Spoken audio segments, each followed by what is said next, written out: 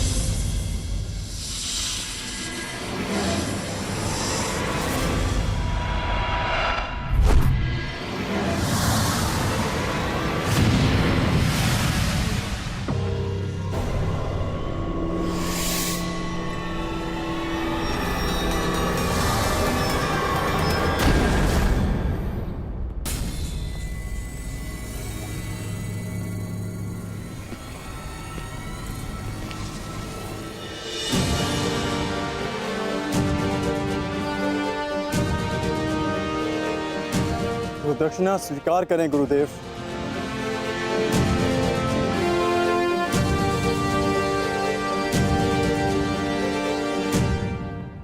अश्वत्थामा को संदेश भिजवाया जाए। शीघ्र अतिशीघ्र उसका राज अभिषेक होगा, वो भी इस स्थान पर।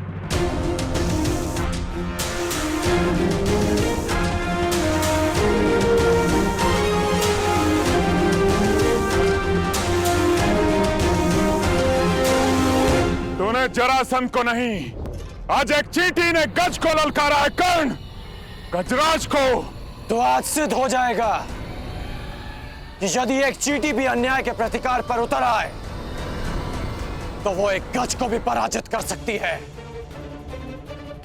जरासंध आक्रामक हो रहा है, अवसर मिलते ही दिव्यास्त्र संधान करेगा। कर्ण, अपनी पूरी शक्ति लगा दो। एक बार जरासंध के क्रोध का ज्वर उठा तो उसका सामना नहीं कर पाओगे तुम। बहुत हुआ अंगराज, बहुत देख लिया बच्चे का खेल। अब तुम्हारा खेल मैं समाप्त कर दूंगा।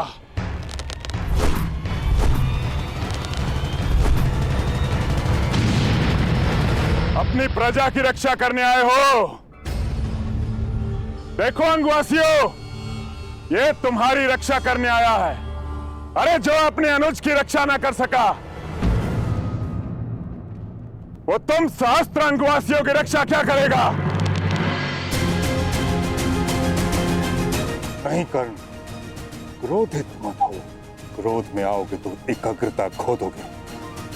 क्रोध करने की भूल मत करना। नहीं महामहिम, कर्ण को उकसाने की भूल तो मगध नरेश कर रहे हैं। कर्ण की सबसे बड़ी शक्ति उसका क्रोध ही है।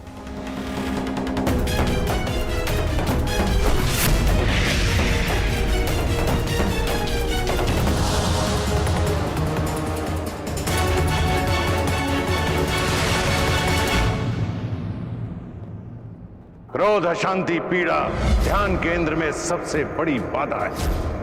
अपने क्रोध को, अपनी अशांति को, अपनी पीड़ा को शस्त्र बनाकर इसका उपयोग करो कर्ण, उपयोग करो।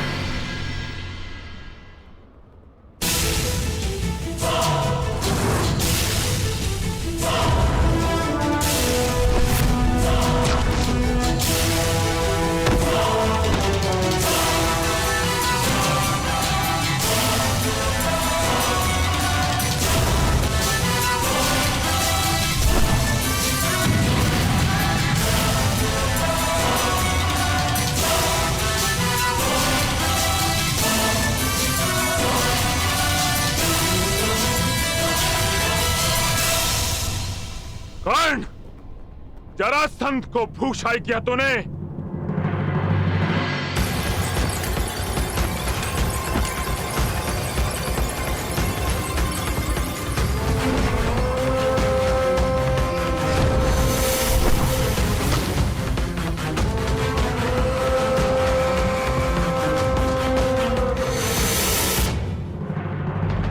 बस इतना ही बल है तुम्हारे बाणों में कर्ण। क्या तुम्हारे पास कोई ऐसा बाण नहीं है जो जरासंध का वक्ष भेद सके?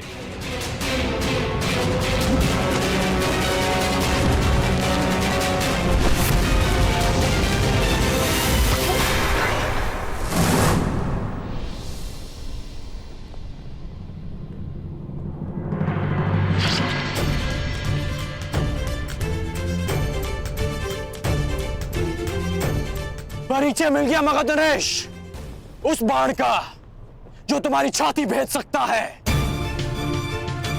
और उस धनुर्धारी का जो तुम्हें पराजित कर सकता है।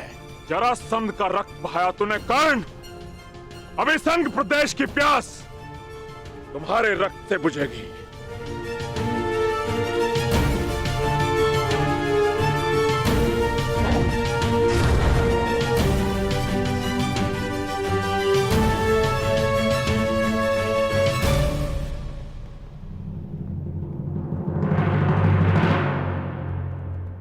आपकी इच्छा आज अधूरी रह जाएगी मगध नरेश। सूर्यास्त हुआ, इसलिए नियम अनुसार आज का युद्ध यहीं संपन्न होता है। घायल सिंह किसी नियम को नहीं मानता कर्ण। अब यह युद्ध तब तक संपन्न नहीं होगा जब तक हम दोनों में से कोई एक जीवित है।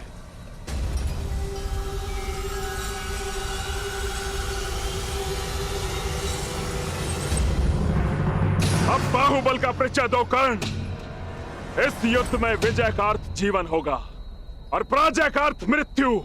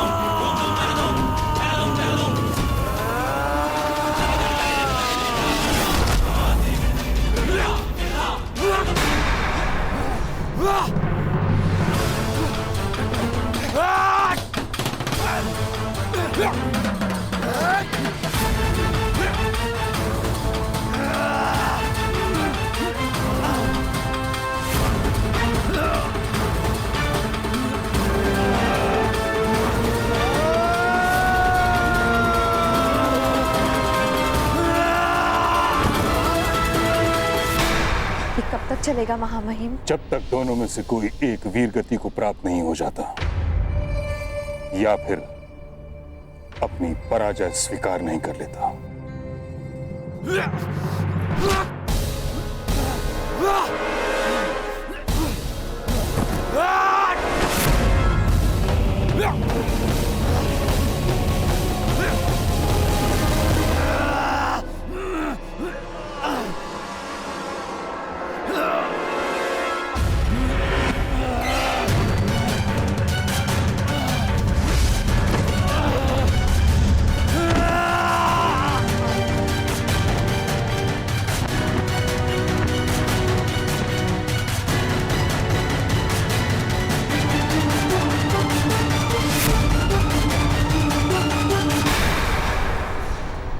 क्या हुआ अंगराज?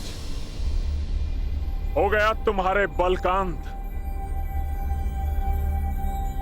नहीं मगधराज, अभी तो प्रारंभ हुआ है।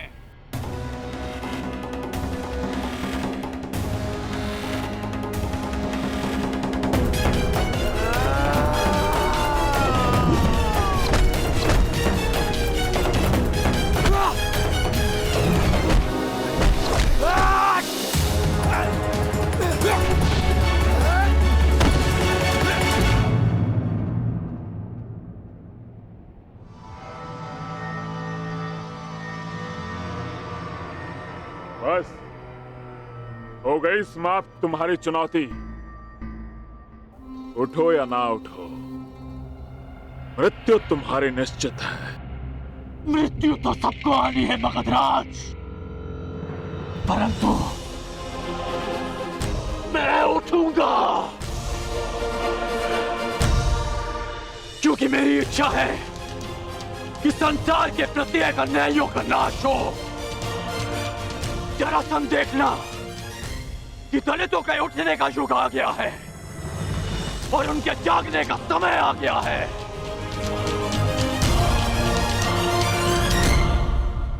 सूर्य की किरणें प्रस्तुत हैं और राधे कर्ण भी। आगे बढ़ो।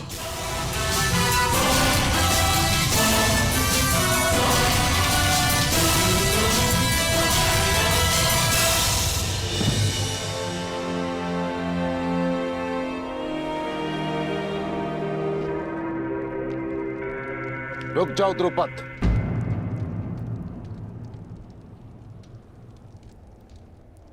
कहां जा रहे हो?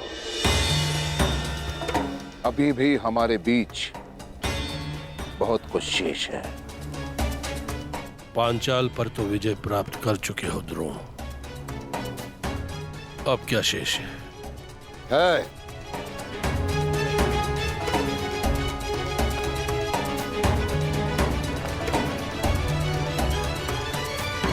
तुम्हारा अहंकार, उस पर विजय पाना शेष है, जिसे मैं पाकर रहूंगा। यदि तुम्हारे शब्दों में कहूं तो मित्रता बराबर वालों से की जाती है, बराबर वालों से। यही कहा था ना तुमने उस रात सभा में जब मैं तुमसे सहायता मांगने आया था, और तुम्हारे यही शब्द वर्षों से मेरे कानों में तीर की भांति चुभ रहे हैं, बराबर वालों से।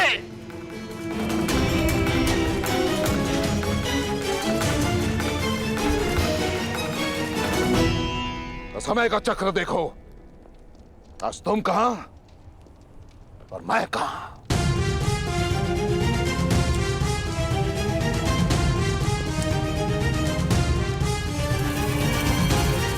आज मैं एक राजा का पिता हूं, राजा का। और तुम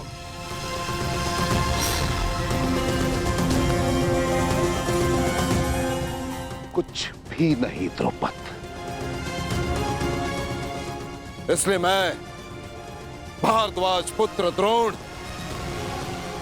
हस्तिनापुर राजगुरु द्रोण, पांचाल का आधा राज्य द्रुपद को दान में देता हूं। उस द्रुपद को जिसे मैंने कभी अपना मित्र माना था।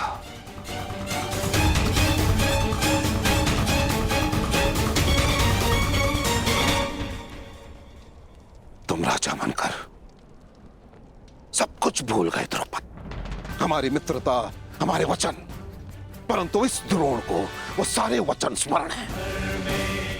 प्रत्येक वस्तु आधी आधी बांटेंगे। ये दान पाकर प्रसन्न तो होना द्रुपद। मैंने अपना जीता हुआ आधा राज्य तुमसे बांटा द्रुपद। अब तुम उस अपमान के दंश को भी भोगोगे जिसका आधा मैं कई वर्षों से भोगता आया। अपने इस आधे पांचाल का आनंद उठाओ पांचाल नरेश। ना ना ना ना, अर्ध पांचाल नरेश।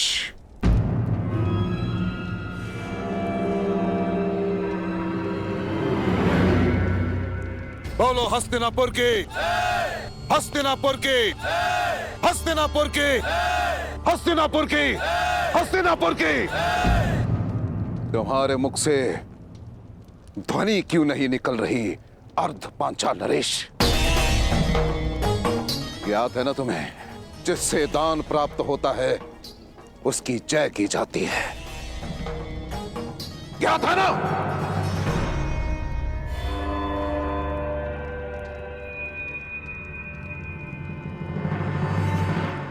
हस्तिनापुर की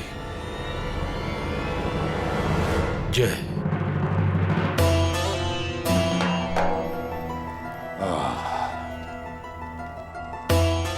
उत्तम, अति उत्तम।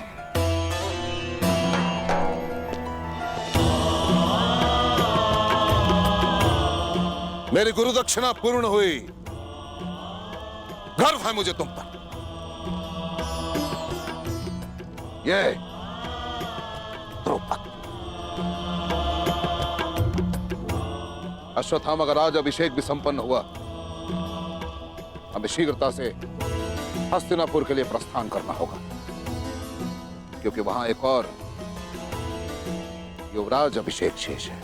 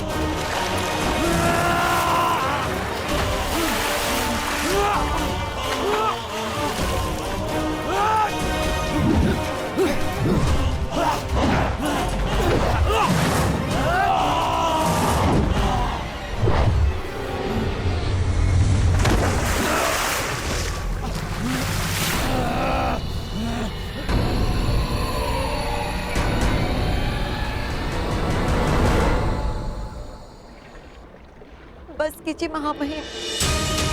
अब कब तक यूं देखते रहेंगे? देखिए महामहिम कर्ण किस तरह लहूलुहान है।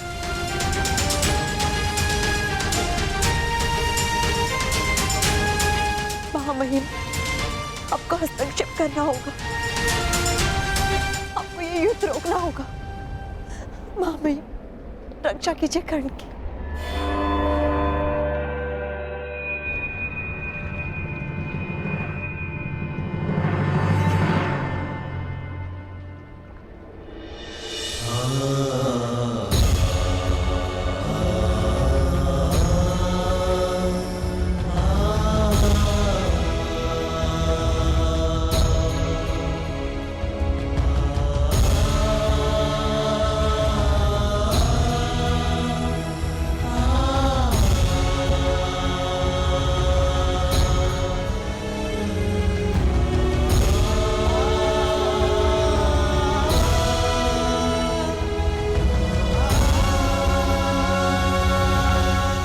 आखिर तुम्हारी मंशा क्या है कर्ण?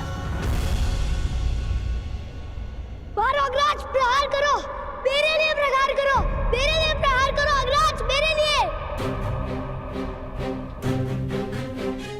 अंगराज, तुमने मेरे पुत्र की हत्या के प्रतिकार का वचन दिया है।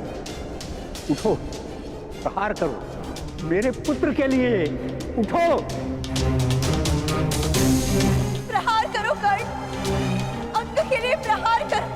प्रहार करो, प्रहार करो, प्रहार करो।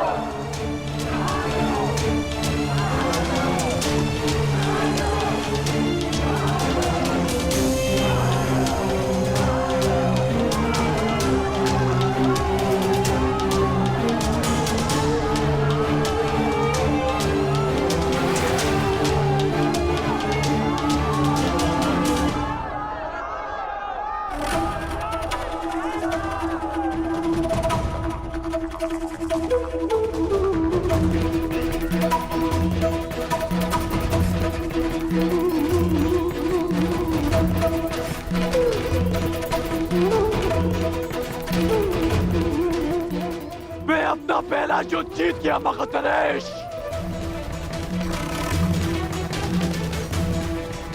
क्योंकि मेरी प्रजा अपने भेष से विजय हुई। अब तुम्हारी बारी है। जब कभी भी पराजय सामने खड़ी हो तो स्मरण रखना कि तुम्हें स्वयं के लिए नहीं, अपनी माता के लिए विजय करनी है, अपने कुल के उत्थान के लिए जीतना है, समाज के परिवर्तन के लिए जीतना है।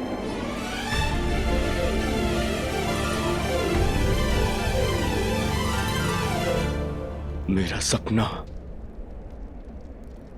मुझसे छीन लिया गया। अब युधिष्ठिर युवराज बनेगा। युधिष्ठिर युवराज बना या दुर्योधन को स्वीकार नहीं है। आप कहें तो अभी इन्हें युद्ध में वीर गति दे दे भ्राताश्री। नहीं, अब साम दाम दंड भेद सबका प्रयोग होगा। केवल बल का नहीं, छल का प्रयोग होगा। हमारे हस्तिनापुर के लिए प्रस्थान से पूर्व दो संदेश तैयार करेंगे। पहला, मामा शकुनी को, जिसके छल पर मुझे पूर्ण विश्वास है, और दूसरा उसको जिसके बल पर मुझे पूर्ण विश्वास है, अंगराज कर्ण को।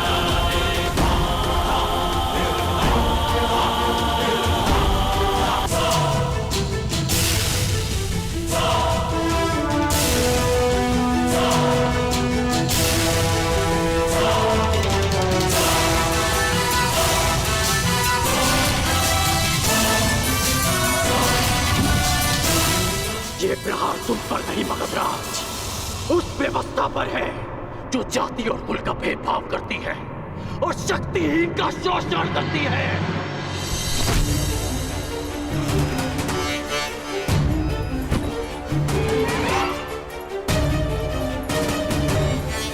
ये प्रहार उस अन्याय पर है जो एक वीर को धनुष उठाने की अनुमति नहीं देती, क्योंकि वो एक सूत पुत्र है।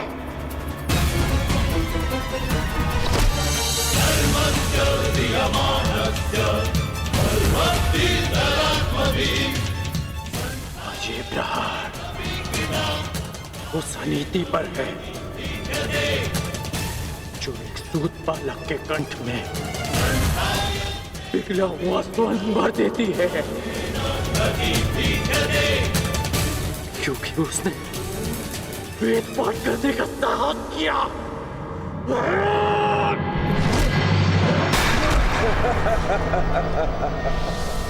तुम विजय नहीं हो सकते कर्ण, क्योंकि पराजय मैंने स्वीकार नहीं की और वध तुम मेरा कर नहीं सकते।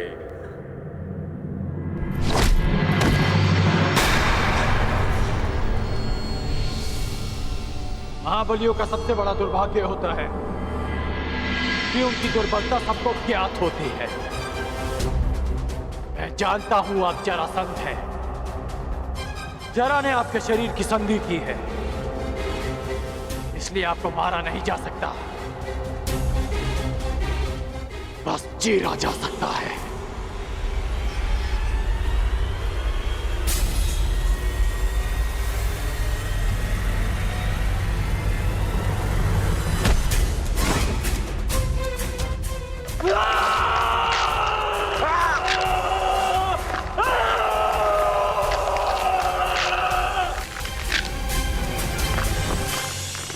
रुक जाओ कर, रुक जाओ। मैं पराजय स्वीकार करता हूं।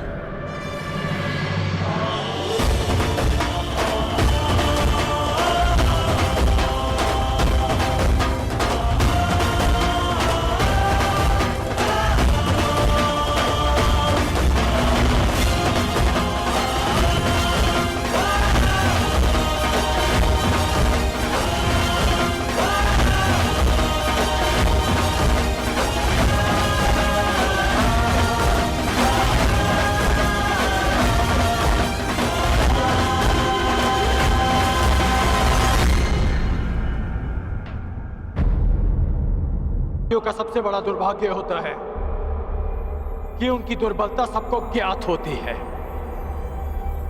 मैं जानता हूं आप जरासंध हैं।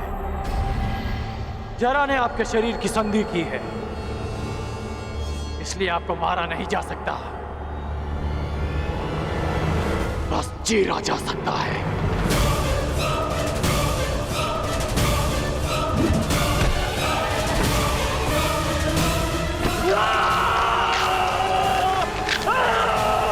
रुक जाओ कर, मैं पराजय स्वीकार करता हूं।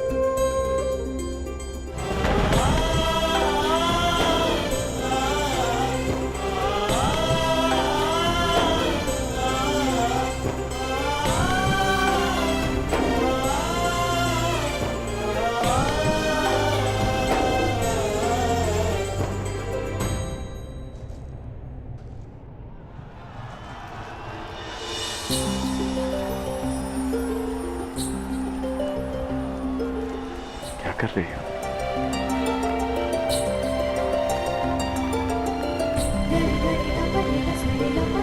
बस जांच रही हूँ कि जिसे अंक का मुकुट पहनाया जाएगा उसका मुख मेरे कर्ण से मिलता है ना, कहीं उसके मुख पर घाव तो नहीं लगे।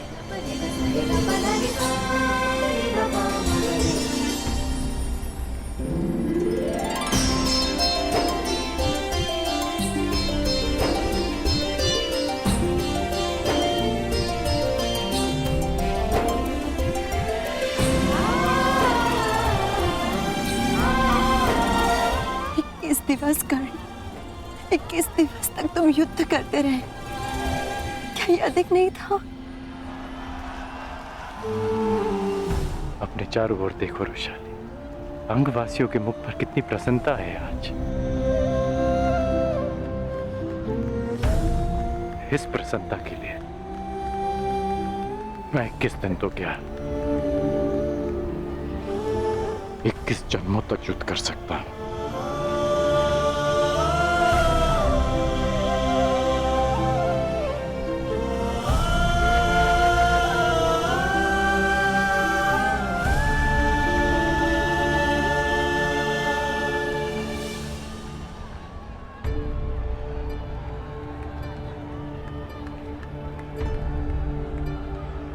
तुमने अच्छा प्रदर्शन किया कर्ण, क्योंकि मुझे अच्छा प्रशिक्षण मिला।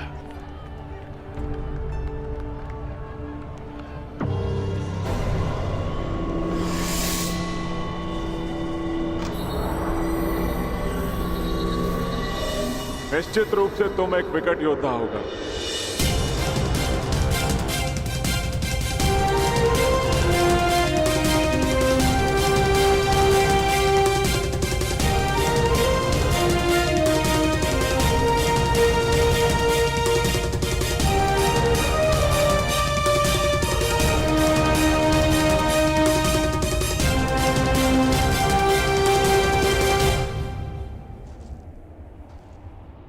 अपने जीवन में तुम जैसे शूरवीर और हठी योद्धा से मेरा आज तक सामना नहीं हुआ, और तुम जैसे योद्धा के हाथों पराजित होना अपमान का नहीं अपितु गर्व का विषय है।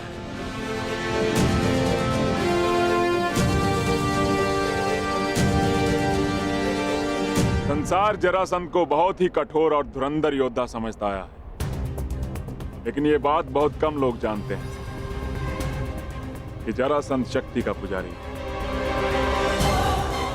और आज तुमने अंग की आत्मनिर्बलता ही नहीं अपितु जरासंध का सम्मान भी पा लिया है। अंगराज,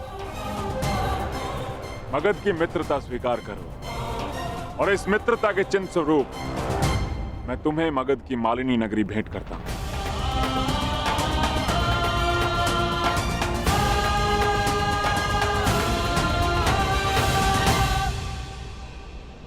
मैं ये स्वीकार नहीं कर सकता मगधराज।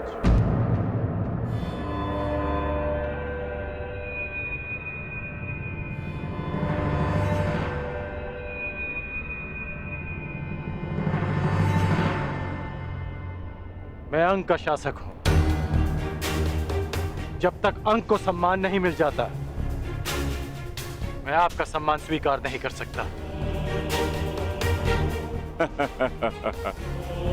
गंगापुत्र भीष्म, ये दुर्लभ रत्न कहां से प्राप्त हुआ? क्या आपके तुनीर में ऐसे और भी अस्त्र हैं?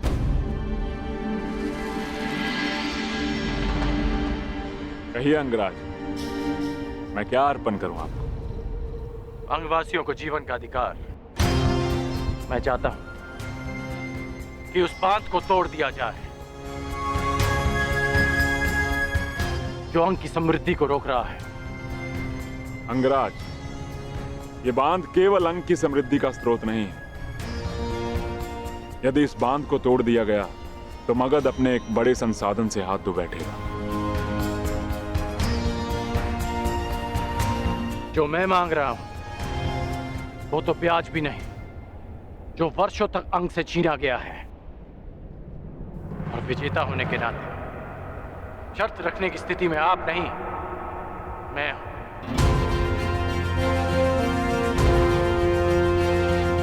धनुर्विद्या के साथ साथ कूटनीति में भी कुशल हो तुम अंगराज।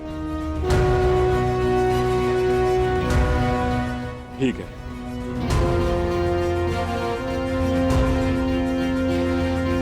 परंतु इस मांग के बदले मेरी भी एक मांग है कि मुझे जब भी तुम्हारी सहायता की आवश्यकता पड़ी, तुम एक बार मेरी सहायता करने अवश्य आओ।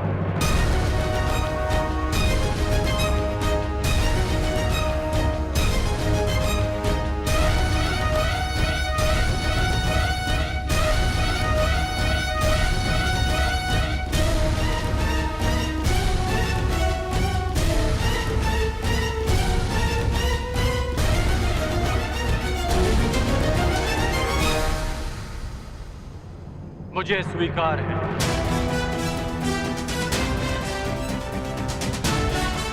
तो वचन दिया मित्र, तुम एक बार मेरी सहायता के लिए आओगे और ये जरासंध हर बार तुम्हारी सहायता के लिए प्रस्तुत होगा। तो आप ये बांध कब तोड़ेंगे आप? इस बांध को गिराने के लिए तुम्हारा केवल एक ही बाण पर्याप्त होगा अंगराज।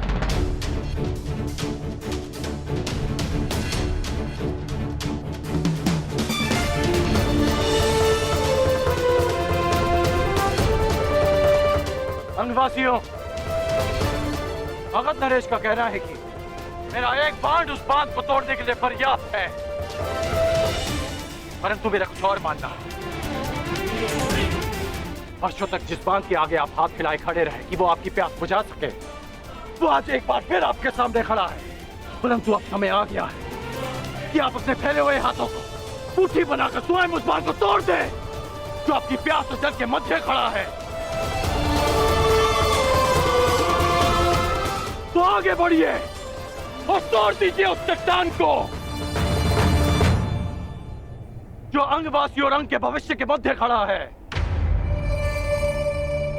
एक नई जीवन धारा का स्वागत कीजिए। प्रहार करो।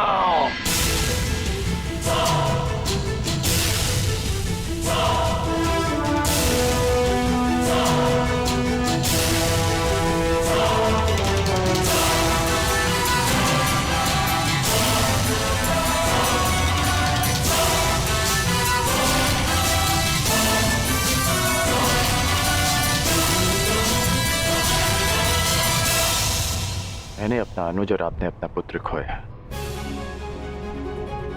और उस समय हम दोनों असहाय खड़े थे। हम बीते हुए कल को तो नहीं बदल सकते, परंतु जो कल आने वाला है वो हमारे हाथ में है। शोन की मृत्यु का प्रतिकार करने के कई अवसर मिलेंगे मुझे, परंतु ये अवसर आपका है।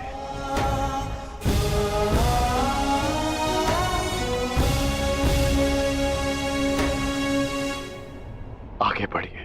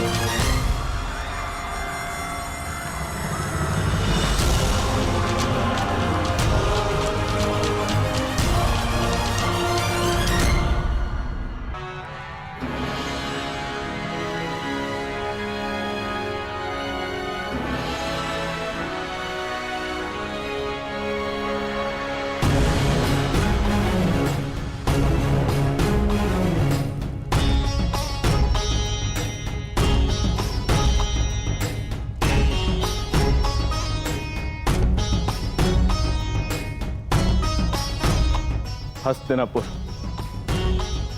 अपने युवराज का स्वागत करता है युधिष्ठिर।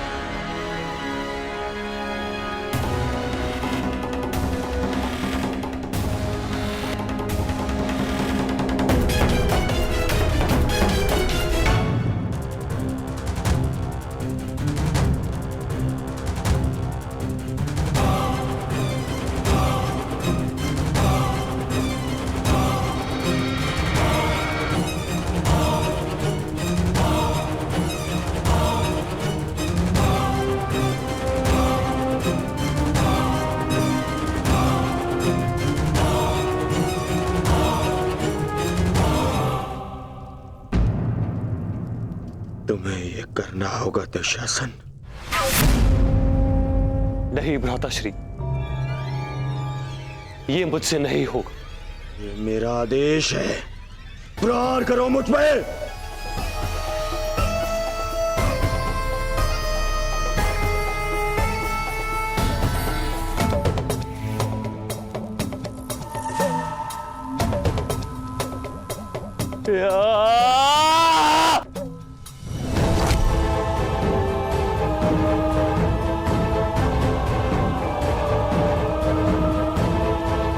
और जोर से।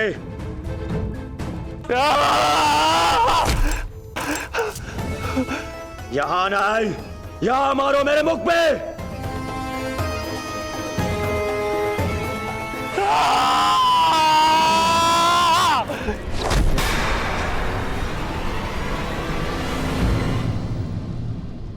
दुर्योधन,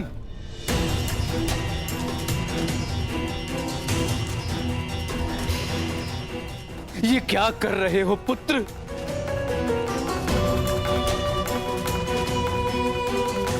उस प्रहार की पीड़ा को न्यून करने का प्रयास कर रहा हूं जो आपने मुझ पर किया है। शासन, मारो मुझे।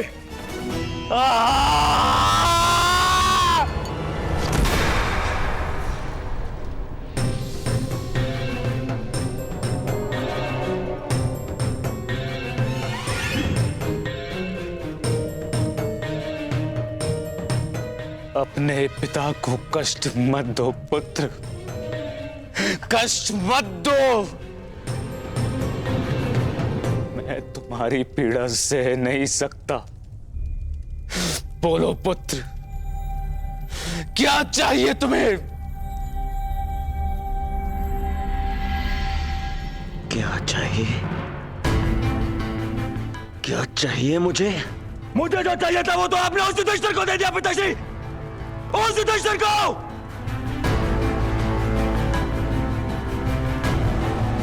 उस युवराज पद पर मेरा अधिकार था। उस मुकुट पर आपके ज्येष्ठ पुत्र इस दुर्योधन का अधिकार था। क्यों किया आपने ऐसा पिताश्री, क्यों? मैं विवश था पुत्र, विवश था मैं, क्योंकि पांचाल नरेश को उन पांडवों ने पराजित किया। परंतु तुम व्यथित क्यों हो पुत्र? युधिष्ठिर अभी केवल युवराज बना है, सम्राट नहीं। और एक युवराज को कभी भी, कहीं भी, किसी के भी आक्रमण का उत्तर देना पड़ सकता है पुत्र। युधिष्ठिर को युद्ध में मैं भेजूंगा, मैं। और युद्ध में प्राण तो किसी के भी जा सकते हैं ना पुत्र।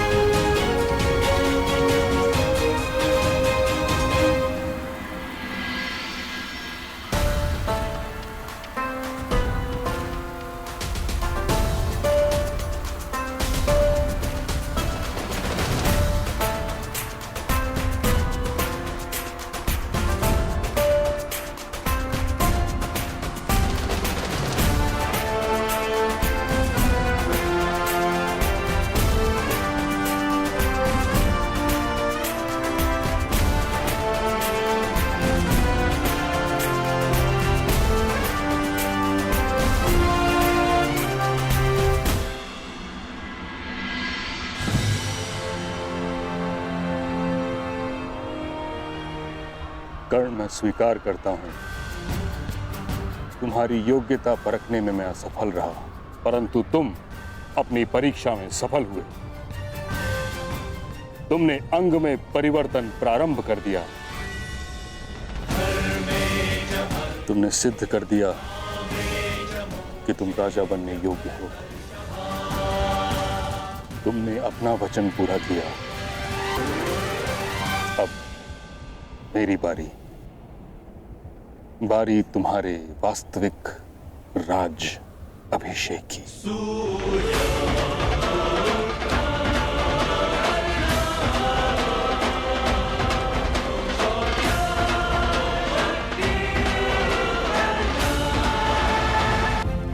प्रयास यही है वैशाली, परंतु मेरा लक्ष्य पाना इतना सरल नहीं। न जाने और कितने युद्ध लड़ने होंगे,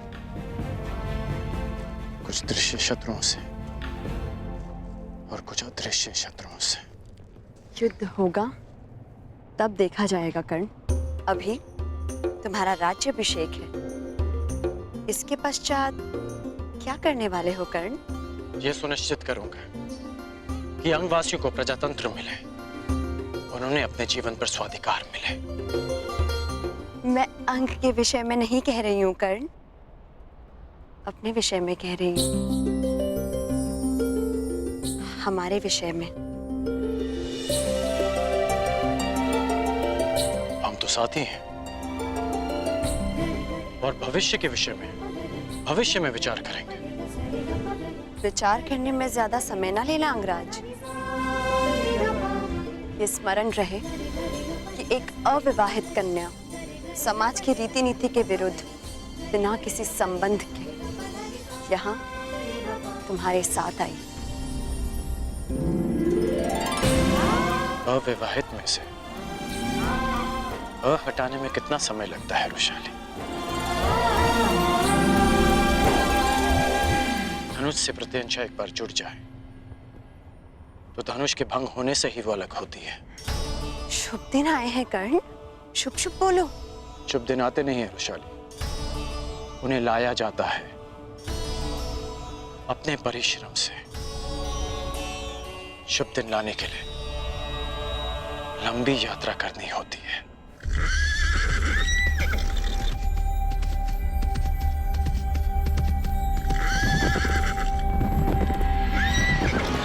अंगराज कर्ण की जय, अंगराज कर्ण की जय, अंगराज कर्ण की जय, अंगराज कर्ण की जय, अंगराज कर्ण की जय, अंगराज कर्ण की राजाधिराजाय अंगराज कर्ण रसैघासाहिने नमो अयं वैश्रवणाय कुर्महे समे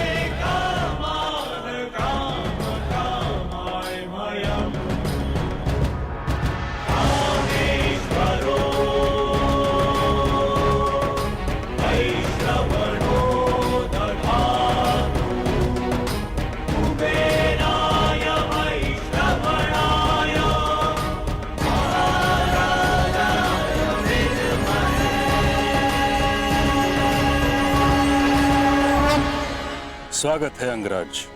तुमने जो किया मैं उससे सहमत तो नहीं, परंतु तुम्हारी उपलब्धि का मैं सम्मान करता हूं।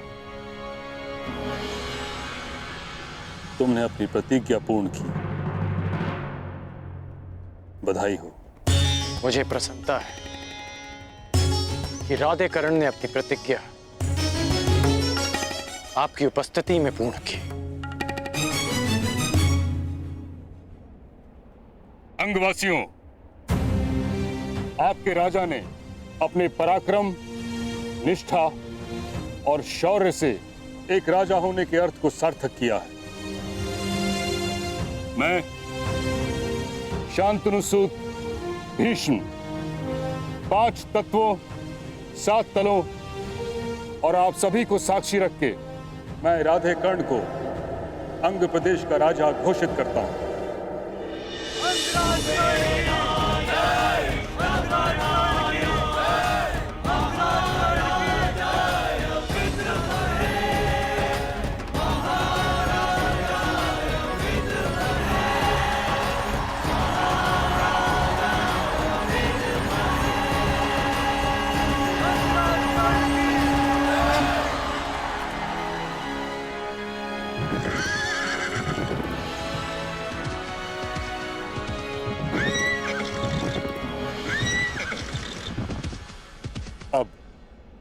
जैसी की परंपरा है, प्रथा है, तुम अपनी प्रजा को अपना प्रथम संबोधन दो।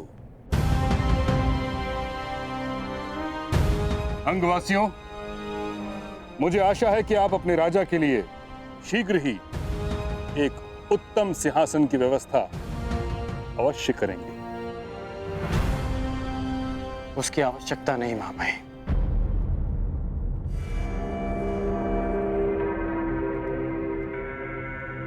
अंगराज कर्ण की जय! अंगराज कर्ण की जय!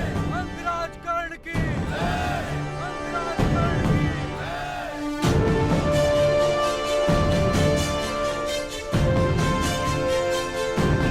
मुझे स्मरण है जब पहली बार मैंने अंग की धरती पर अपना पांव रखा, मेरे स्वागत के लिए आप लोगों ने कंटकों का सिंहासन बनाया था, परंतु इस बात का मुझे शोभ नहीं, क्योंकि जिसके पास जो देने को होता है वो वही देता है। और मैं वचन देता हूं कि आपके जीवन से हर कंटक, हर पीड़ा को दूर कर दूंगा, ताकि फिर आपको कंटकों का सिंहासन ना बनाना पड़े। अंगराज कर्ण की जय! अंगराज कर्ण की जय! आज अंग स्वतंत्र हुआ है मित्रों, लेकिन स्वतंत्रता लक्ष्य नहीं, एक मार्ग है जिस पर चलकर हमको विकास और समानता का लक्ष्य प्राप्त करना है। मैंने एक परिवर्तन का स्वप्न देखा है, परंतु स्वप्न में दिखी समृद्धि आंख खोलते ही अदृश्य हो जाती है। भले ही स्वप्न में कितनी नदियां देख लें, परंतु आंख खोलने के पश्चात वो प्यास शांत नहीं कर पाती। इसलिए स्वप्न देखो, परंतु जागते ही उस स्वप्न को पूरा करने में जुट जाओ, अपने लक्ष्य की ओर आगे बढ़ो। अंगराज कर्ण की जय! अंगराज कर्ण की जय! अंगराज कर्ण की जय! मुझे भले ही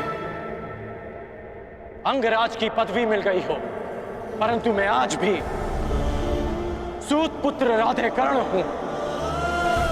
वो राधेकर्ण जिसे योग्यता के अनुकूल भी सम्मान नहीं मिला।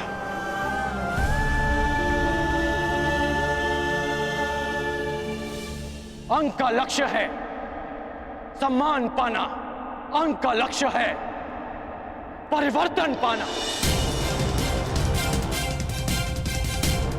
मेरी नीति कहती है कि राजा को शासन नहीं, सेवा करनी चाहिए अपनी प्रजा की, अपने राज्य की, और वही मैं करूंगा। मैं आपको स्वतंत्रता देता हूं कि आप अपना भविष्य स्वयं चुन सकते हैं। अब से जन्म के आधार पर नहीं, कर्म के आधार पर वर्ण निश्चित किया जाएगा। तुम्हें भान भी है कि तुम क्या कह रहे हो? यह असंभव है। क्यों? मैं अंग का शासक हूं, मैं अपनी प्रजा के लिए कोई भी घोषणा कर सकता हूं।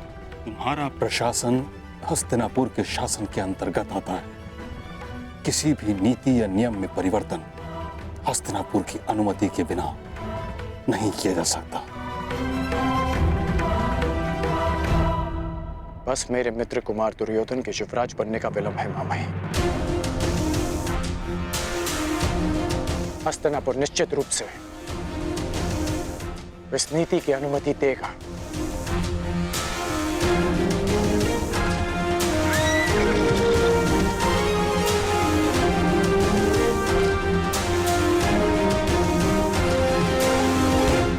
ये कौन है? लगता है कोई संदेश आया है।